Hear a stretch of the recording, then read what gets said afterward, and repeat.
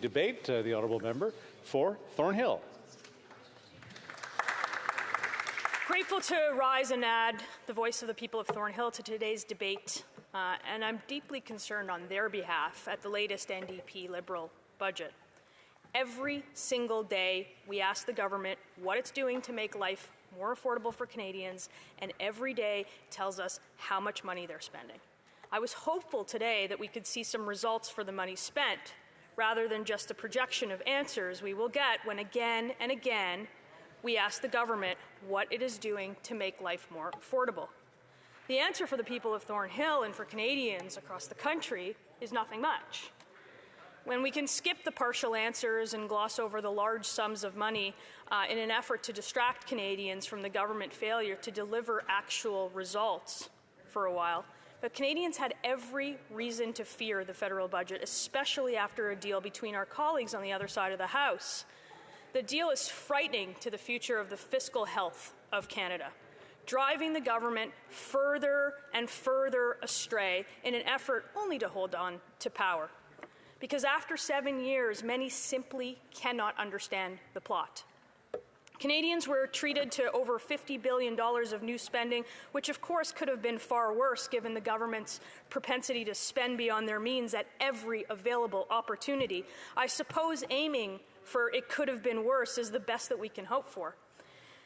But with spending levels that far exceed the pre-pandemic highs, it could have been much, much more responsible, and it should have been. Most troubling, however, is what was absent from this budget, which is any meaningful attempt to address the economic growth, or address economic growth, I should say, by lowering taxes and reducing the choking regulations raised by nearly every industry, every stakeholder, every union, at every opportunity on seemingly what are deaf ears. Mr. Speaker, families are struggling with the cost of living crisis. That much is clear. Survey after survey, poll after poll, they have made their voice heard, loud and clear. 2/3 of Canadians say that inflation and affordability is their top concern. It's hard to get by. That's what that means.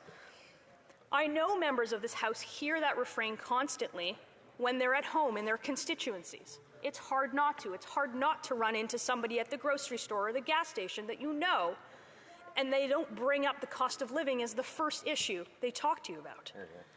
And yet, after two of the highest spending sprees in Canadian history, even before the gigantic splurge during the pandemic, the Liberal government had bigger spending plans all along.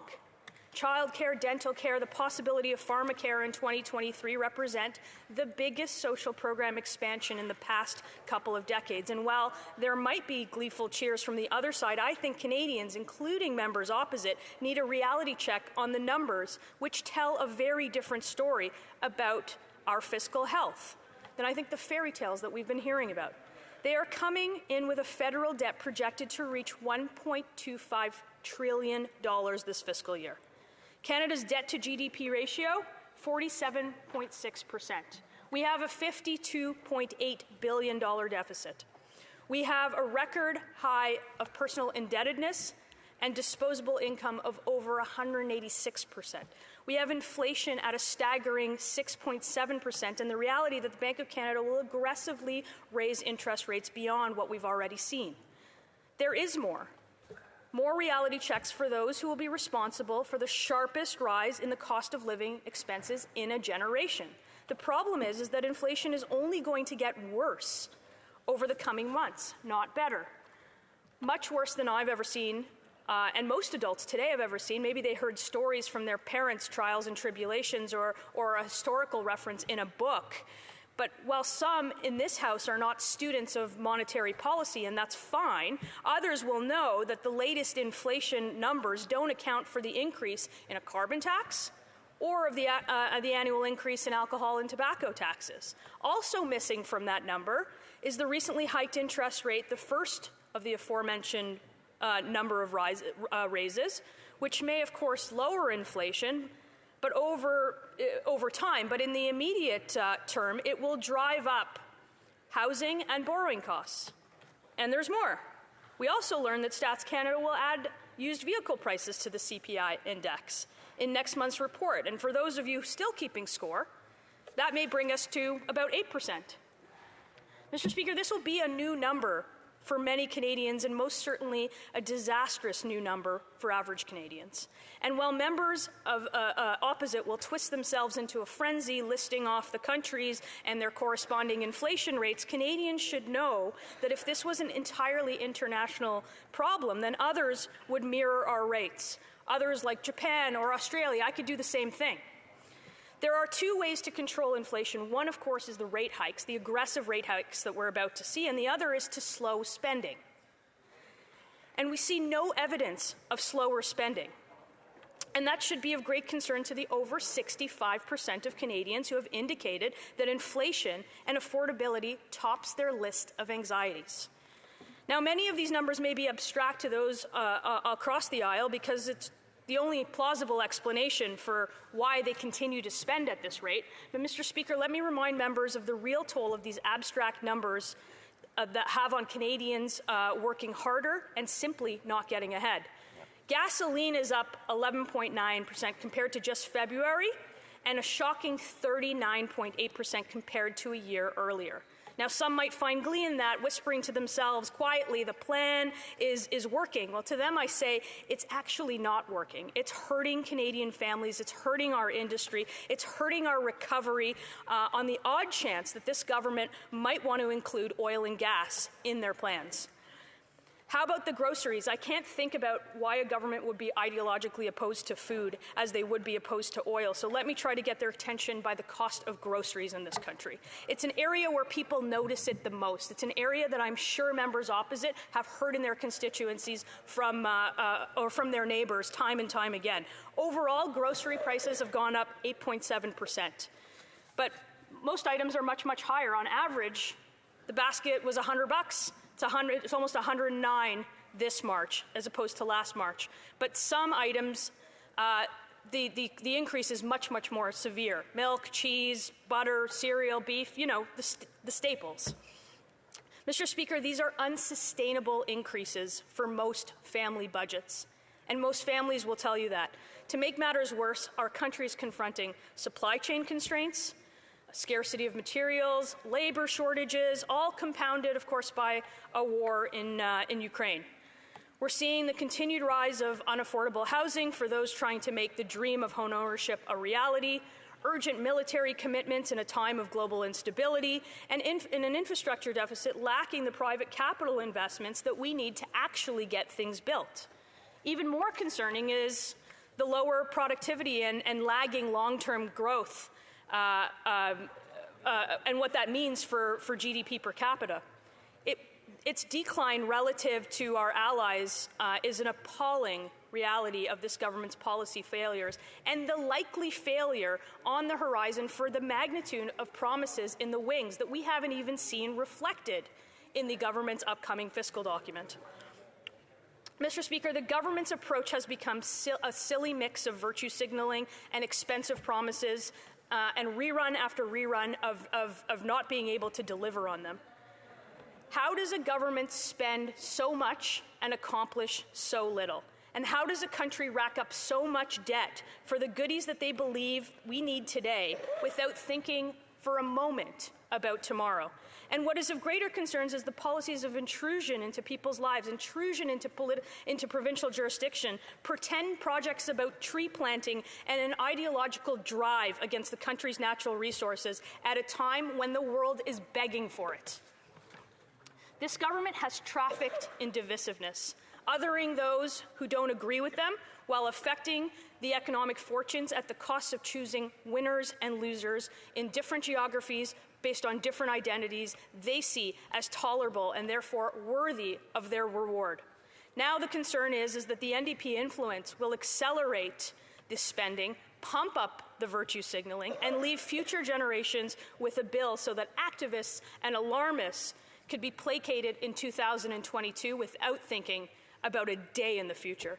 A laser focus on growth would have helped the multitude of fiscal, economic, and social problems brought on by this government. And still, I suppose we should be relieved, though hardly gratified, that this could have been worse. If the government was aiming for it could have been worse, then I guess mission accomplished. But on this side of the House, Canadians deserve better. We think so. Questions and comments? Question commentaire. The honourable member for Kingston and the Islands. Thank you very much, Mr. Speaker. You know, I listened attentively to the speech from my colleague from across the way, and she particularly talked about the debt to GDP ratio in Canada. You know, I think what she misses is the bigger picture, and in the bigger picture, we have the second lowest debt to GDP ratio amongst the G7 countries, at least for 2021. We've prepared ourselves in a way that allows us to benefit from the investments that we made in Canadians during the pandemic by coming out stronger on the other end of the pandemic. And we're seeing that with the levels of employment. We're seeing that with the economic growth in Canada. And I realize that conservatives will quite often say, well, don't worry about what other countries are doing, just worry about what's happening in Canada. Well, the reality of this situation is in a global economy and with a global market where we're continually interchanging goods and services throughout the world, you can't look at one country in isolation. And I'm wondering if the member can at least comment on the fact that we do have the second lowest debt to GDP ratio in the G7 country, and if she thinks that is a good thing. Honourable member for Thornhill. I appreciate the member's comments, and I would ask him if he's explaining to somebody in his riding who's telling him that the cost of groceries is going up, that the cost of gas is going up, that the cost of rent is unaffordable, that their kids can't move out of their basement. I'm wondering if he states the debt to GDP ratio as a fact, as a statistic for his support. I'm wondering if that's the answer that he gives to a constituent. I know that he's yelling about it now, but I'm wondering if that's the answer that he gives to a constituent when they talk about an affordability crisis that has happened under his government's watch. The point of order for the member for Kingston and the Islands. I just want to say, I was asking her a question about something she said, Mr. Speaker. Question commentaire, l'honorable député de Berthier-Maskinongé. Merci, Monsieur le Président. Bon, c'est bon. Le débat précédent est terminé. Merci, les amis. La parole est au député de Berthier-Maskinongé. Bon, alors, j'aimerais demander à la collègue, elle parle beaucoup d'inflation. Elle parle aussi du logement. Puis effectivement, l'accès au logement, je pense que c'est une grande problématique. Et une façon de contrer l'inflation, c'est d'avoir une offre de logement. J'aimerais qu'elle nous parle des mesures qui sont annoncées dans le budget, qui, à mon sens, sont encore trop timides. J'aimerais qu'elle nous en parle, qu'elle nous dise, elle voit ça comment, quelles seraient les mesures qu'on pourrait prendre pour que rapidement l'offre de logement augmente, entre autres en logement social. J'attends son avis. Merci. Député de Thornhill. I'd like to thank my colleague for the question. He's absolutely right on the issue of supply when it comes to this government's housing plan. And I think the government has lacked any creation of supply or any significant creation of supply within our housing market, which is why we're seeing the unaffordable 50% rises in places like the GTA where I'm from. I think the government needs to get on an aggressive track to build more. And we know from this budget that not a single home will be built this year. I asked the minister about it earlier today, and he certainly couldn't give an answer. And so I do agree with the member. This is a supply-side solution where more of the same programs aren't going to get houses built. Questions and comments? The honourable member of Hamilton Centre. Mr. Speaker, just a few days ago, Conservative MPs, including this one, were in the House arguing that we need to increase our defence budget by $24 billion. But they oppose the increase in dental care that many Canadians, including ones in her riding, would benefit from. So how does the member justify denying people the dental care they need because it's too expensive, but also wanting to spend 3 times as much on our defence spending? The honourable member for Thornhill. Unfortunately, in this budget, the government promised to increase defence spending to the 2% NATO target. They fell short of that. And if the member opposite wants to come to my riding, in fact, he can run in a provincial election that is happening in Ontario on June 2nd. If he wants to if he wants to provide dental care for the residents of Ontario, that is an incursion into provincial jurisdiction. The member knows that, and this is a false promise. It being 6:15, it's my duty to interrupt the proceedings and put forthwith every question necessary to dispose of the sub-amendment now before the House. The question is as follows. Ms. Freeland, seconded by Mr. Boissonnault, move that this House approve